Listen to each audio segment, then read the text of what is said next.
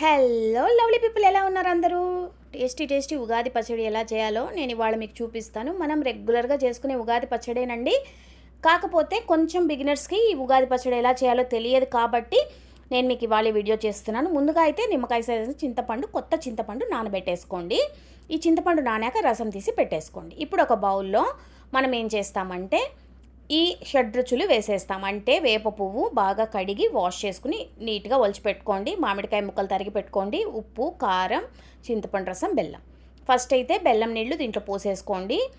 చింతపండు నీళ్లు పోసేసుకోండి. తర్వాత దీంట్లో మనం వేప పువ్వు వేసేసుకుందాం. వేప పువ్వు వేసిన తర్వాత వరుసగా ఉప్పు, తర్వాత కారం, తర్వాత మనం ముందుగా తురిమి పెట్టుకున్న బెల్లం అన్నీ వేసేసి బాగా చక్కగా కలిపేసుకోండి. అంతే, ఉగాది పచ్చడి అయితే రెడీ అయిపోతుంది. దీనికి మనం ఏంటంటే ఇది మనం ఉప్పు కారం మాత్రం కొంచెం ఒక అర చెంచా వేసుకుంటే సరిపోతుంది. మొత్తం వేసేసుకున్నాక మామిడికాయ ముక్కలు సన్నగా తరిగి వేసుకోండి. మీరు మామిడికాయలు కావాలంటే తురిమి కూడా వేసుకోవచ్చు, అది కూడా ఇంకా బాగుంటుంది. ఇప్పుడు మనం ఇలా మొత్తం కలిపేయండి. కలిపేసిన తర్వాత దేవుడికి నైవేద్యం పెట్టేసుకుని ఉగాది పచ్చడిని ఎంజాయ్ చేయడమే. తప్పకుండా ట్రై చేయండి. ఈజీ ఉగాది పచ్చడి ఇది. చాలా మనం 6 రుచులు కలిపి చేస్తున్నాం కాబట్టి చాలా బాగుంటుంది. తప్పకుండా ట్రై చేసి మీరు దేవుడికైతే నైవేద్యం పెట్టుకోండి. హ్యాపీ ఉగాది అందరికీ.